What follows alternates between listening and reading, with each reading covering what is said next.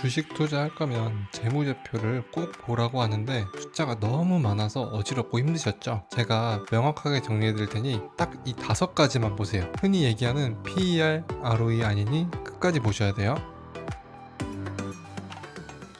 이 5가지가 무엇인지 먼저 말씀드리면 매출 성장률, 영업이익, 부채 비율, 주당 순이익, 현금 흐름이에요.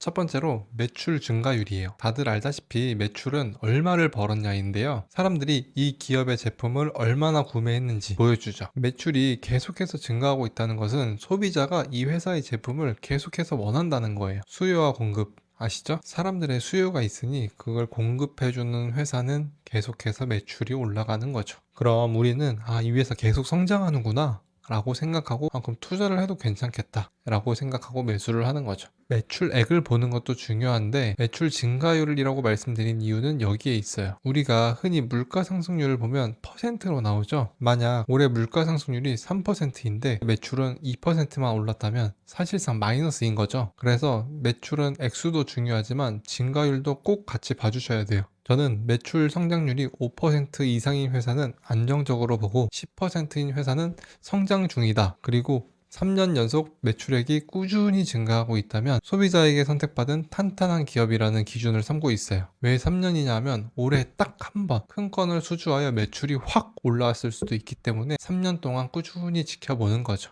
3년 연속 꾸준히 높아진다면 내년에도 그럴 거라는 예상을 하지만 한 번만 크게 들어온 경우에는 내년에도 과연 그럴 수 있을까? 라는 의구심을 품게 되죠. 그렇기 때문에 최소한 3년을 보는 거예요. 반대로 3년 연속 하락한 기업은 상장 폐지 가능성이 높아요. 매출도 떨어지고 적자이지만 내 생각에 너무나 좋은 회사다, 너무 투자하고 싶다 라고 한다면 흑자 전환을 하는지 한번 지켜보시면 좋아요. 하지만 나는 지금이 제일 쌀 때인 것 같아, 무조건 올라갈 거야 라고 생각하고 매수를 섣부르게 하는 우를 범하지 않으셨으면 좋겠습니다. 두 번째는 영업이익인데요. 단기순이익, 순이익, 먼이익 되게 다양한데요. 제가 말씀드리고 싶은 건 이 회사의 영업이익이에요. 영업이익은 이 회사의 주력 업종으로 어느 정도의 이익을 냈냐인데요. 회사는 판매하는 물건으로도 돈을 벌지만 임대 수익, 부동산 매매 차익, 광고비 등 다양한 이유로 돈을 또 벌 수 있어요. 하지만 이 회사가 어떤 업을 주로 하는지, 매출은 잘 나오는지 그거를 봐야 우리가 투자를 할 수 있겠죠.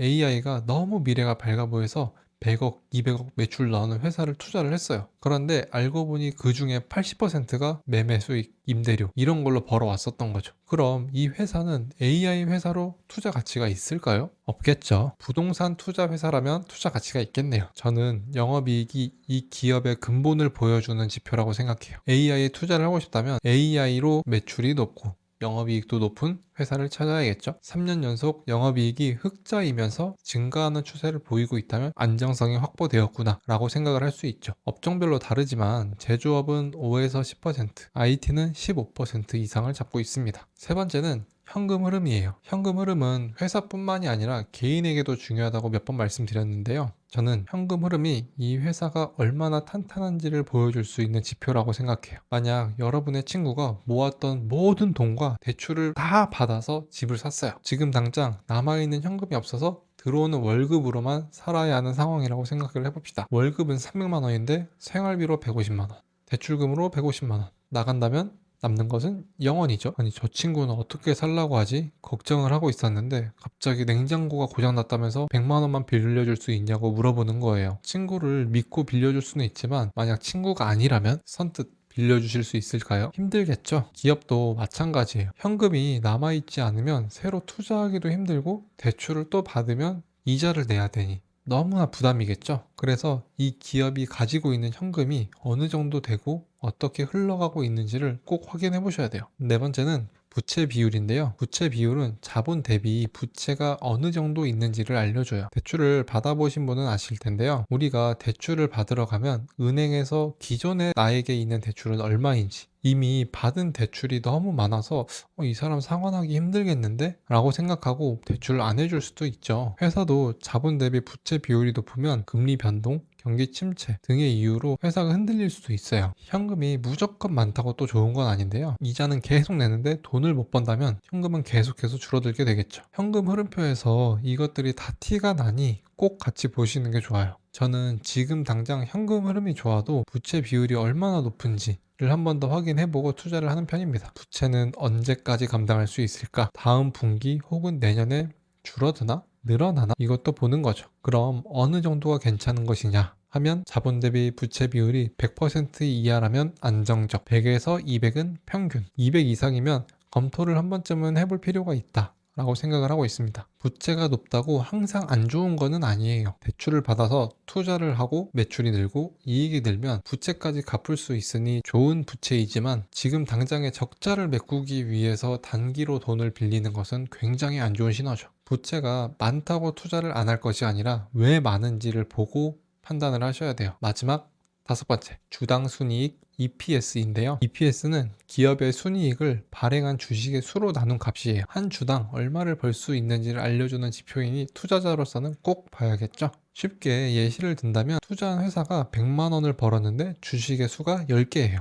저는 한 주를 가지고 있는데 그럼 한 주가 10만 원을 벌게 된 거죠. 그런데 갑자기 주식의 수를 20개로 늘린다는 거예요. 10만 원이었던 이득이 20개로 늘어나면서 5만 원으로 줄어버리게 된 거죠. 회사의 이익은 같지만 주주인 나의 이익은 떨어지게 된 거죠. 여러분이 주식을 매수했는데 그 한 주가 돈을 많이 벌어다 주는 게 좋을까요? 적게 벌어다 주는 게 좋을까요? 당연히 많이 벌어다 주는 게 좋죠. 그래서 EPS는 높을수록 좋은데요. EPS가 높으면 좋다고 했으니까 높으면 일단 사자. 이렇게만 결론을 짓고 EPS가 높은 회사만 찾는다면 성장하지 않고 있는 회사를 걸러낼 수가 없는데요. 주가도 오르고 매출도 오르고 이익도 오르고 계속해서 성장하고 있는 회사인지를 보셔야 되는 거죠. 그래서 EPS는 보조적으로 본다 라고 생각하시면 좋을 것 같아서 5번째로 말씀드립니다. PER이나 ROE는 왜 없어요? 라고 하실 수도 있는데요. PER이나 ROE는 다 일어난 결과의 정보이기 때문에 보조지표 정도라고 생각해서 이 5가지에서 제외했어요. PER이 10 정도, 낮으면 저평가된 기업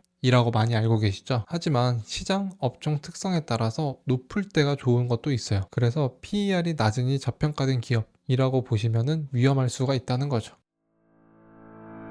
오늘 말씀드린 이 5가지를 보면 저평가된 기업만 찾는 게 아니라 정말 탄탄한 기업인데 성장까지 하고 있는 좋은 회사를 찾으실 수 있을 거예요.